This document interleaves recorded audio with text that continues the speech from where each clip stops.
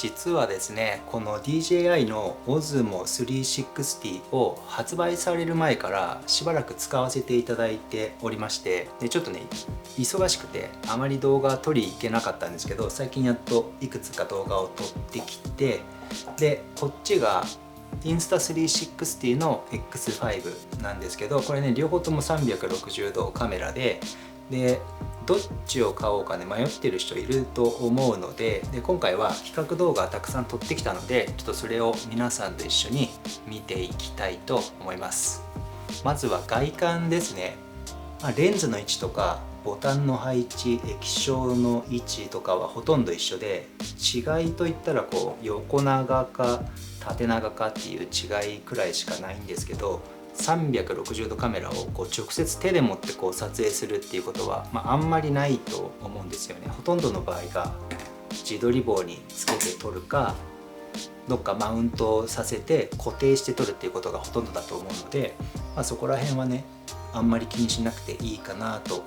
ています。で結構好みが分かれるのが、液晶が縦長か横長かっていう差がありまして、で液晶でいうと液晶のサイズは Osmo 360が2インチで X5 が 2.5 インチっていうサイズになってるんですが、これも基本的に360度カメラで映像を撮る場合は撮影が終わった後にこうどこを切り取るかっていう作業をアプリかパソコンのソフトウェアでやる必要があるので、基本的に撮影してる時にどこが撮れてるかっていうのを気にする必要はないので、縦長でも横長でもどっちでもいいんですけど、シングルレンズモードで横長で撮る場合は、見ながらやった方がよくって、でも X5 だとその場合すごいちっちゃくなるんですよね。全然確認ができる程度の大きさはあるので全然問題ないんですけど、その差はありますけど、液晶もそんなに気にはならないかなっていう印象です。で重量が Osmo 360が 183g で X5 が 200g なので、ほぼ同じですね。次はセンサーサイズですね。ここが一番性能に差が出るところなんですが、 Osmo 360は 1.1 分の1インチの正方形の CMOS センサーが搭載されていて、で X5 は 1.28 分の1インチの CMOS センサー、長方形の普通の形ですねの CMOS センサーが搭載されています。なので、この2台ともセンサーサイズの横幅は同じなんですけど、縦の方が Osmo 360の方が長くて、で正方形なので、このレンズのイメージサークルがこう CMOS センサーにちょうどこう収まるようになっていて、一言で言うと暗い場所での撮影に強いと、より多くの光を集められるような形になっているということです。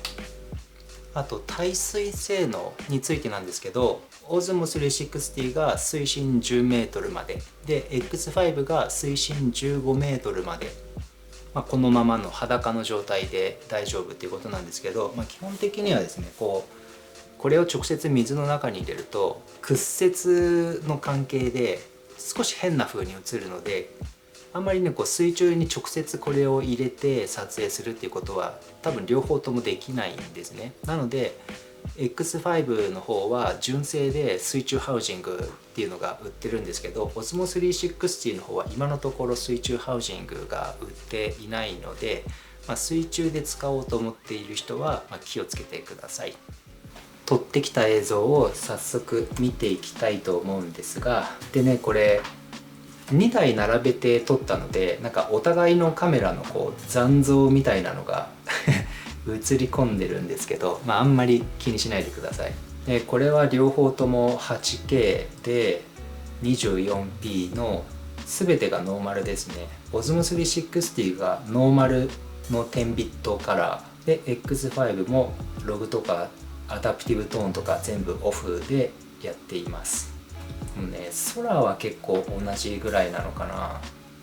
色味も若干違いますし、両方ともねパッと見は結構綺麗ですね。X5 は HDR をオンにすると画質が 8K ではなくて 5.7K になっちゃうんですね。でこれはそれの比較です。やっぱりこう止めて見てみるとこう顔とかもう全然こうね解像度が違う感じはしますね。なのでちょっと比較を平等にするために Osmo 360の解像度を 6K にちょっと落として X5 をアダプティブトーンと HDR オンの 5.7K にしたやつの比較がこちらです。これだと結構ね画質は近いものがあるかなと思いますけど、でもやっぱりこの緑とか木の葉っぱとかは Osmo の方が解像度あるかな。なんか空の雲のコントラストとかは X5 の方があるような気がします。でも顔とか見ると Osmo 360の方が解像感と滑らかさはあるかな。どうでしょう。この公園のベンチも Osmo の方が上かな。あとこの2つのカメラはそれぞれスーパーナイトモードとピュアビデオモードっていう暗い環境での撮影に特化したモードっていうのがあって、でそれを使って撮影してきた映像がこちらです。でこれはさすがに Osmo 360の方がスペック的に上回っているので、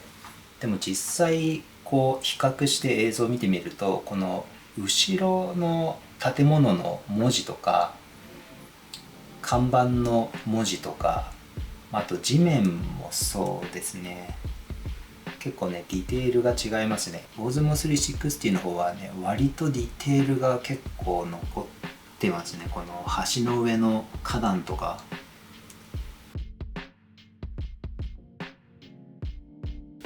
次の映像が両方とも 8K24p でX5 の方が HDR は8K なんでオフでアダプティブトーンをオンにしてあります。で Osmo 360は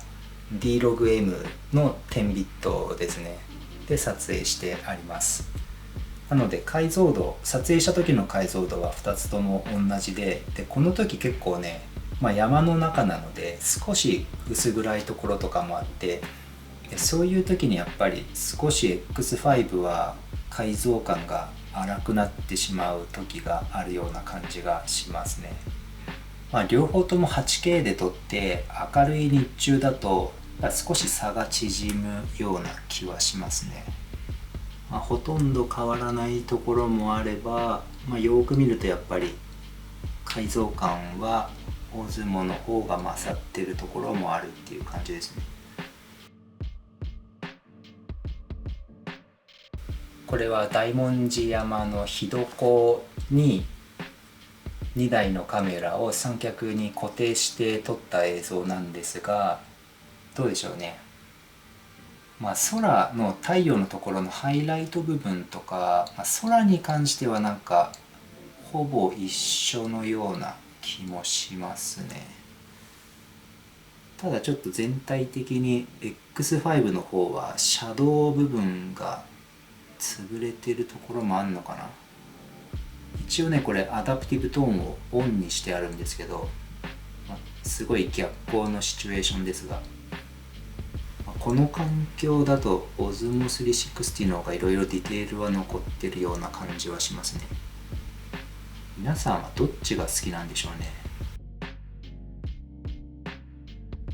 次にハイパーラプスモードも両方のカメラに搭載されていて、で撮るときは 8K で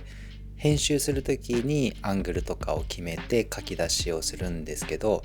この2つを見比べるとこれは圧倒的に X5 の方が画質は良さそうですね。